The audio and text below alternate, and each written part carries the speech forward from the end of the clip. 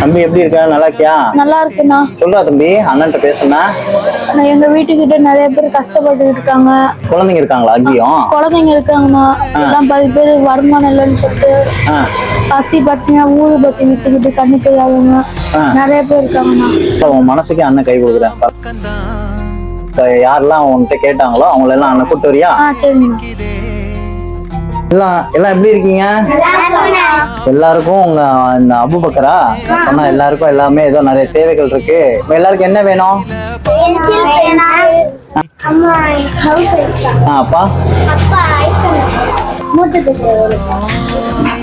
இது வேணா உங்களுக்கு என்ன பிடிக்குதோ வாங்கிக்கலாம். சரியா?